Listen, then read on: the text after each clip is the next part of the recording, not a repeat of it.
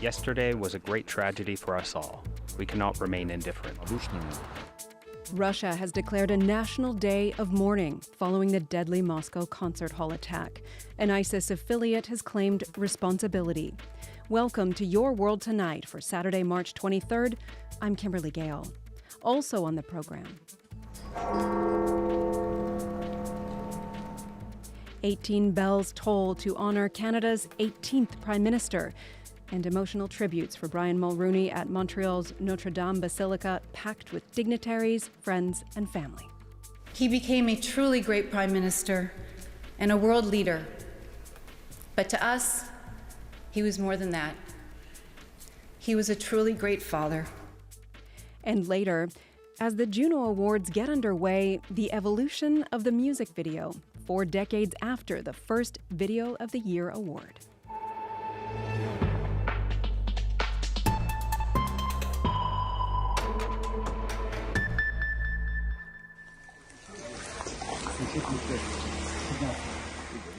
In Russia, the governor of Moscow walks with firefighters over the charred ruins of Crocus City Hall. Light from the gray, overcast sky shines through a cavity in the partially collapsed roof. Just over a day ago, as people were taking their seats for a concert, 4 gunmen stormed the venue, shooting indiscriminately and setting fire to the building. More than 130 people were killed. Russia's president has declared Sunday a day of mourning. As Philip Lishanek reports, Vladimir Putin is also vowing revenge against those who planned and carried out the attack. Mourners place flowers and toys at a makeshift memorial near the burned-out shell of the Crocus City Hall, about a 40-minute drive northwest of the Russian capital. On Friday night, 4 gunmen armed with assault rifles attacked concertgoers. Russian investigators say they used explosives and flammable liquids to set the venue on fire. Survivor Anastasia Rodionova says the gunmen gave no warnings or orders. They were just walking and gunning down everyone methodically and silent, she says. I was lucky, really lucky. I came home, my coat was covered in blood. Russian President Vladimir Putin says the suspected gunmen and 7 others have been arrested in what he calls a cynically planned act of terror, a premeditated mass killing of unarmed people. ISIS claimed responsibility for the attack. Putin said suspects were trying to escape into Ukraine with the help of some people on the other side. And he vowed to punish anyone who directed, planned, or helped the terrorists in their attack against Russia, against our people. Ukraine's military intelligence denies involvement in the attack. Spokesperson Andrei Yusov says their objective is liberating Ukrainian territory and hitting Russian military targets, not civilians.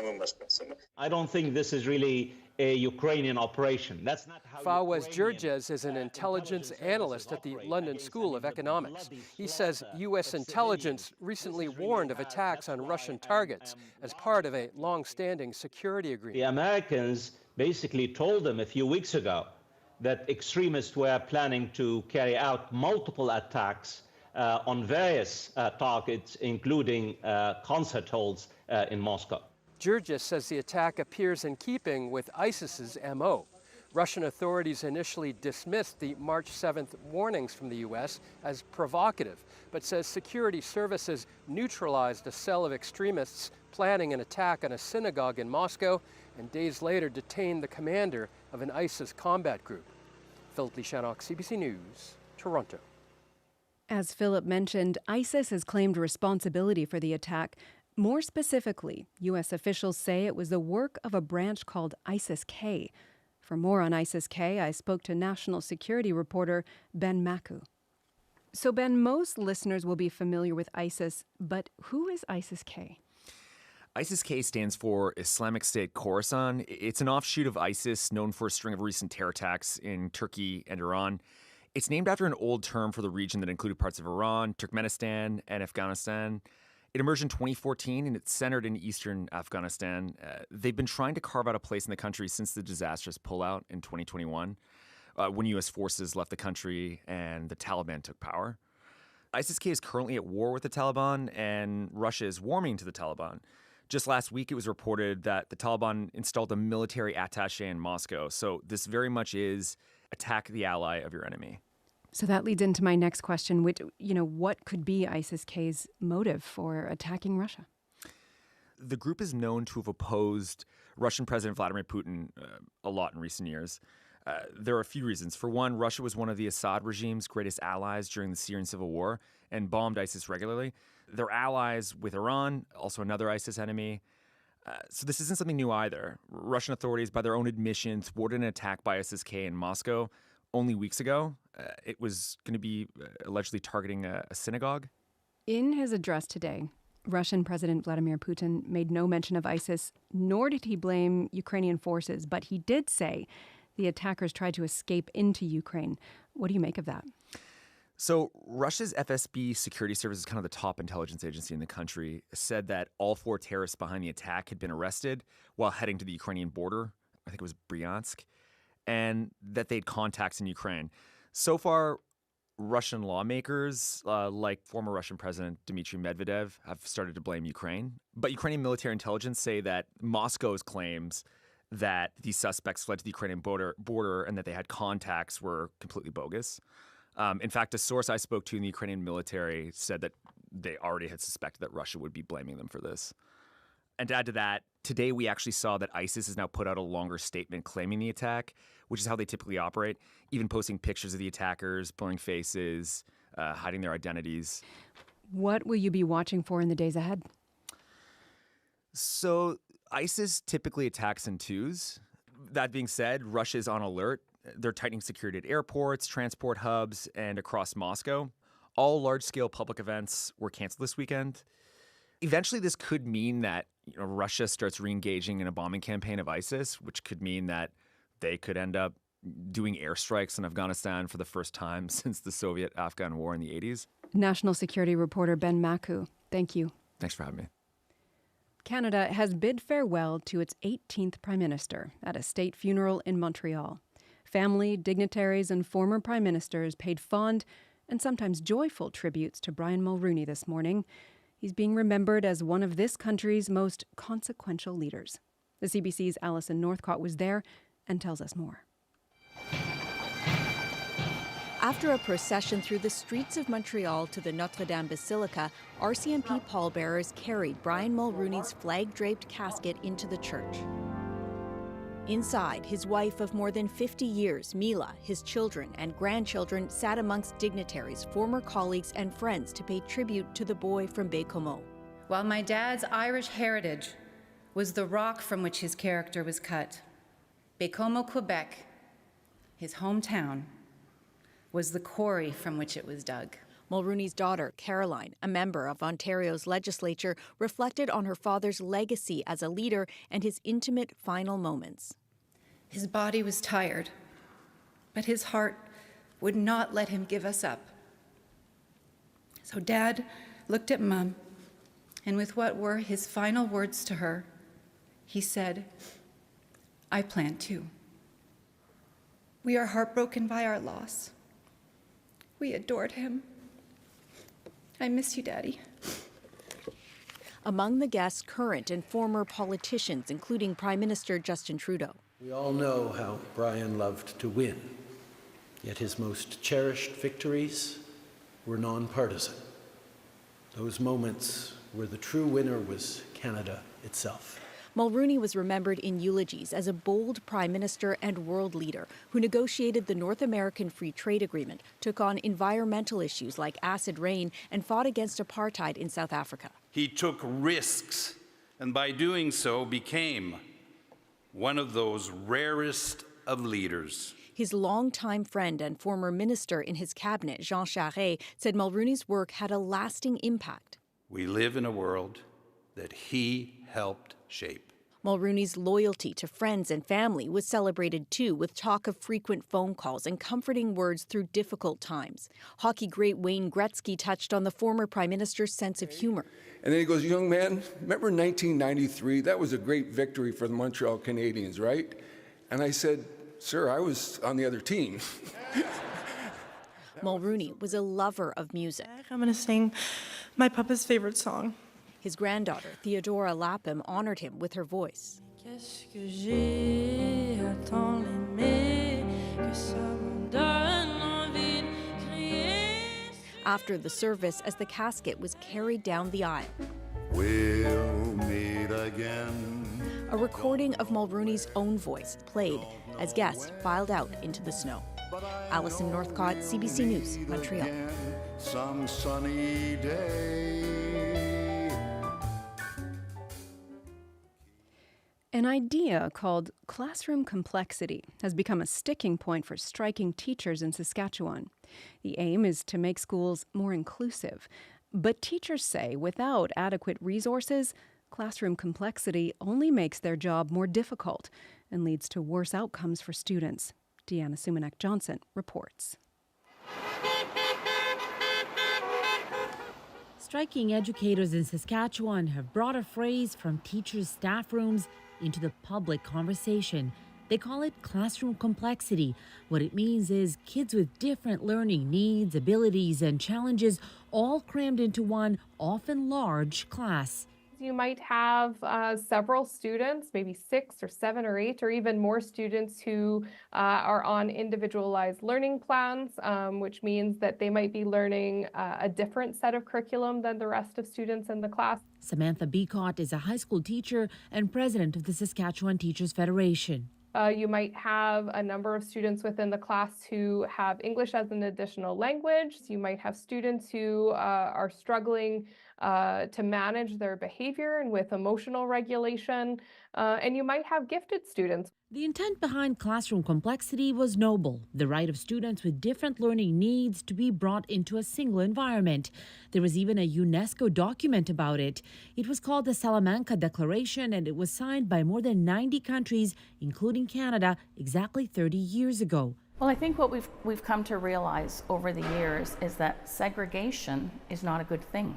Jacqueline Specht is a professor at the Faculty of Education at Western University in London, Ontario. We're now starting to understand that with people with disabilities, that when we segregate, we think they are less than. So it really is a human rights perspective. The problem is when school systems are cash-strapped, extra supports for that classroom complexity, such as extra staff, start to disappear. It's one of the key issues behind the Saskatchewan strike. Jacqueline Specht says it's not the principle of inclusion that's to blame. I'd say that when we see inclusion not working, it's because it's not inclusion. Some experts say it's not just more money that's needed, it's rethinking classroom structures and roles. Kathy Montroy is an education consultant who previously served as Nova Scotia's Deputy Minister of Education. Sometimes support staff spend so much time supporting a kid with special education needs through their day, they don't get time with the teacher. But we could reverse some roles for small periods of the day where the teacher works with the kids who need them most, and the support staff supports the rest of the kids in their general learning activity. But over in Saskatchewan, Samantha Beacott says they want both immediate and longer-term solutions, funding that will be sustained over the years, and language around class sizes. It might be hiring additional teachers to ensure that we have smaller class sizes or fewer split grade classes. It could be hiring some of those extra professional supports. They say inclusion without proper supports is abandonment, as the conversation around classroom complexity gets more urgent, more uncomfortable, more complicated. Deanna Sumanek-Johnson, CBC News, Toronto. In 2018, Christine Blasey Ford stood before a U.S. Senate Judiciary Committee and testified that she was sexually assaulted in high school by then Supreme Court nominee Brett Kavanaugh, who denied the allegation. Her story sparked a media frenzy, with some casting her as a trailblazing women's rights advocate and others questioning her credibility and motivations. Tomorrow morning, in a Canadian exclusive interview with CBC Radio's The Sunday Magazine, host Pia Chattopadhyay will speak with Blasey Ford about that experience as outlined in her new memoir. People would say to me, they're going to ruin your life. So it wasn't like I wasn't warned, but that's a really abstract thing to say to people. And that's part of the reason I wrote the book, is to make it a little more concrete for anybody else that might be out there in this situation and wondering, what does that really mean? And I thought it meant that people back in Washington, D.C. would call me the B word or something, and I wouldn't really maybe even know about it, that I would lose some friends. So I just really underestimated what that would look like. That's Christine Blasey Ford speaking to Pia Chattopadhyay in a Canadian exclusive interview. You can hear their full talk tomorrow morning on The Sunday Magazine, right after the 9 o'clock news. The UN Secretary General has made a fresh appeal for an immediate ceasefire in Gaza. Antonio Guterres made his plea at the Rafah crossing, where he also called on Israel to allow in more humanitarian aid. The UN says more than 1 million people in Gaza are now struggling with hunger and starvation. And as Chris Reyes reports, there was also more violence today. In Gaza City, another desperate rush for the injured after what Palestinian officials say were a fresh round of Israeli attacks. One eyewitness said, "We survived death. They shot at us," adding, "We almost died to get our children a bite to eat." The attacks come as famine looms in the besieged strip. UN Secretary General Antonio Guterres is in Rafah with this urgent plea. It's time to truly flood Gaza with life-saving aid. The choice is clear, either surge or starvation. Guterres' visit comes as a long line of relief trucks on Egypt's border are being blocked from entering the enclave. That is more than tragic. It is a moral outrage. Israel is signaling that military operations in Rafah could begin imminently, despite international pressure not to attack the city. More than 1 million Palestinians driven from the north are crowded into Rafah, living in tents. In and around Gaza's main hospital, Al-Shifa, Israeli officials say its forces have killed more than 170 gunmen in a raid, while the Hamas-run Palestinian Health Ministry say 5 patients were killed. Israeli commanding officer Yaron Finkelman said, "We will finish this operation only when the last terrorist is in our hands." Next week, another resolution calling for a ceasefire will be put to a vote at the UN Security Council. Several attempts have already failed. Chris Reyes, CBC News, New York. The U.S. Congress has passed a major funding package, narrowly avoiding a partial government shutdown. The $1.2 trillion spending bill will keep government agencies and services funded until the end of September. It took lawmakers 6 months to pass it, slowed down by demands from Republicans for spending cuts and policy mandates. Senate Majority Leader Chuck Schumer. It is good for the country that we have reached this bipartisan deal. It wasn't easy, but tonight our persistence has been worth it. These past few months have shown yet again that when bipartisan has room to work, we can get the job done. The bill did not include funding for direct military aid to Ukraine, Taiwan, or Israel.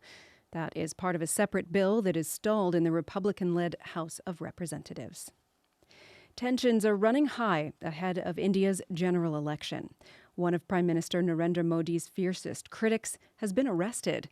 Arvind Kejriwal, the chief minister of the capital region, New Delhi, faces multiple corruption charges, while the main opposition Congress party has had several of its bank accounts frozen.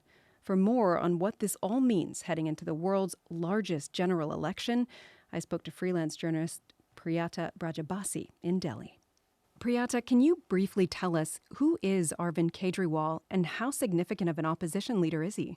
Arvind Kejriwal is a popular opposition leader, but he's also the chief minister of Delhi, which is a very important position in the Indian context and in the context of Indian politics.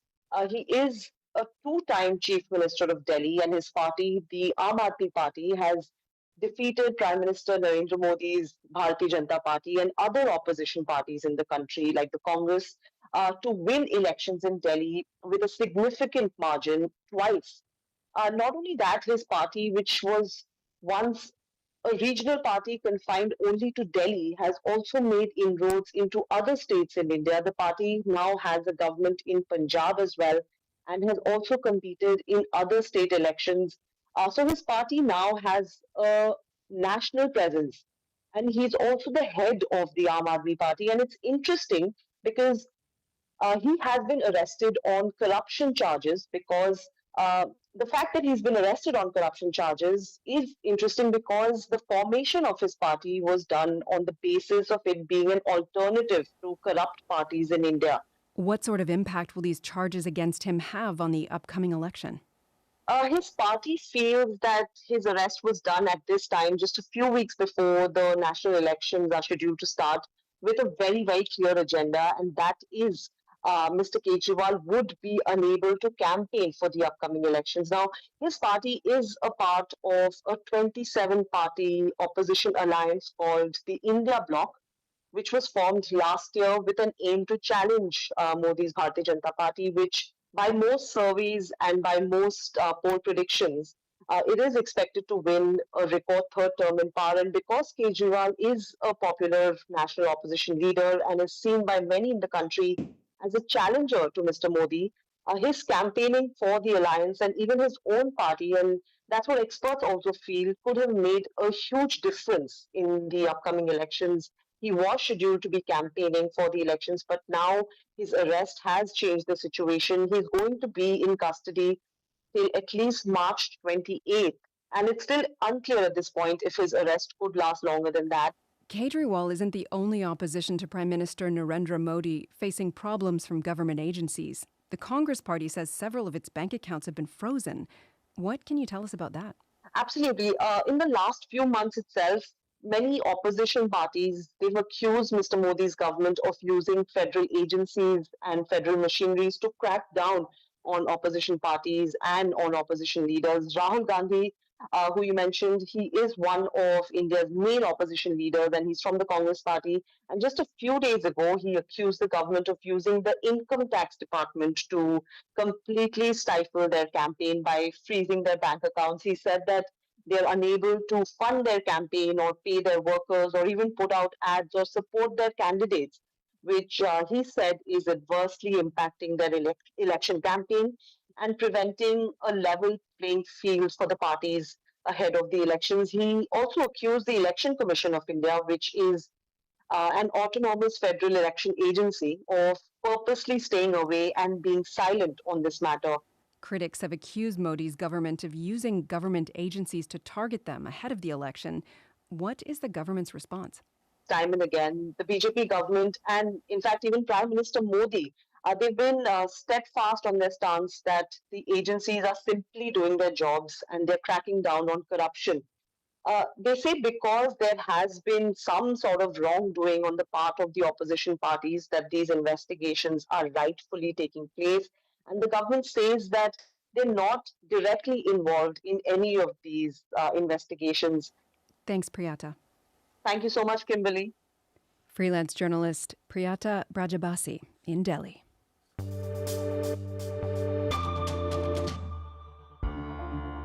You're listening to Your World Tonight from CBC News. I'm Kimberly Gale.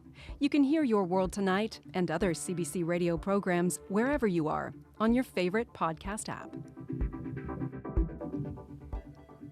Few things define the pop culture of the 1980s and 90s more than music videos. They ran around the clock on channels like Much Music and MTV, and more than a few artists owed their fame, at least in part, to an eye-popping video. This weekend in Halifax, the Junos will hand out an award for Video of the Year.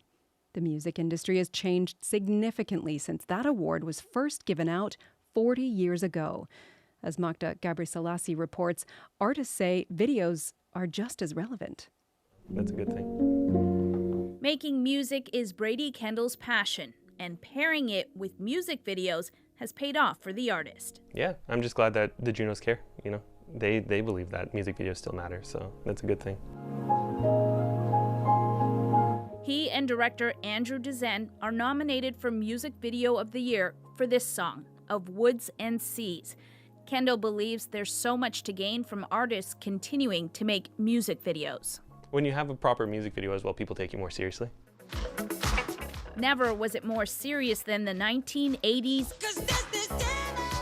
90s, and early 2000s. Master T was on the mic back then when music videos ran all day long on Much Music. People would run home, set their VCRs to record at 4 p.m. to make sure that they caught that the big one at that time. But with TV channels tuning out, today music videos mainly live online. And while traditional videos still exist, visualizers are now all the rage.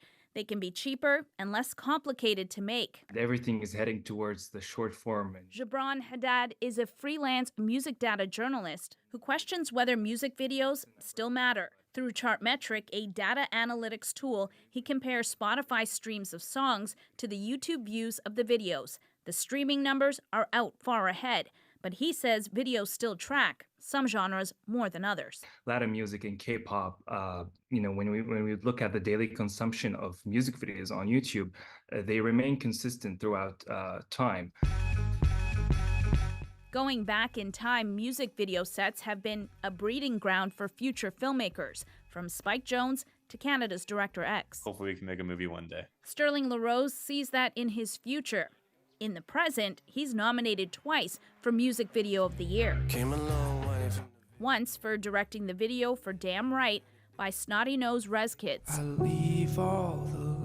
And again for the Young Friends song, Feral Canadian Scaredy Cat. LaRose thinks music videos will continue to thrive. The music videos will stay on YouTube. People are going to be coming back to that video for years and years and years. And continue to be celebrated at award shows like this weekend's Junos. Magda Gebrselassie, CBC News, Toronto. Those first few beats, that panning synthesizer sequence, might be all it takes to transport you right back to 1984. You might even picture it, a young Corey Hart in those iconic Ray-Ban Wayfarers, all spiky-haired and pouty-lipped, staring intensely into the camera and being dragged through a shadowy prison by fashion police.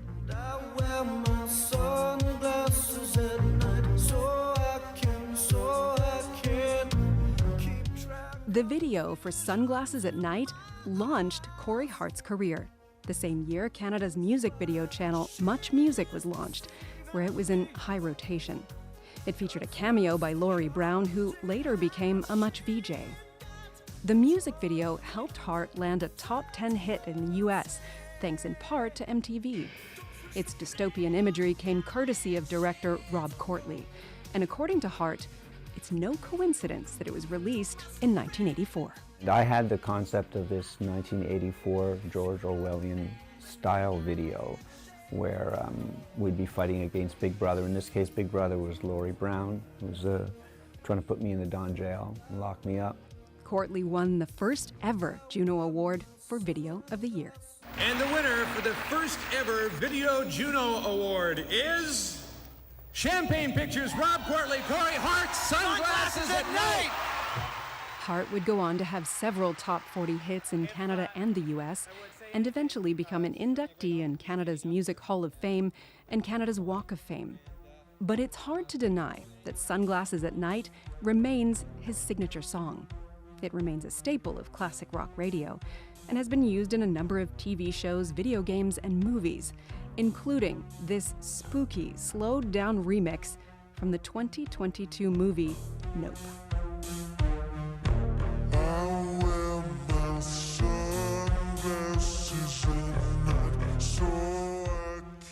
And just this year, supermodel Heidi Klum released her own version, an EDM take on the song, made with the help of Dutch DJ Tiesto.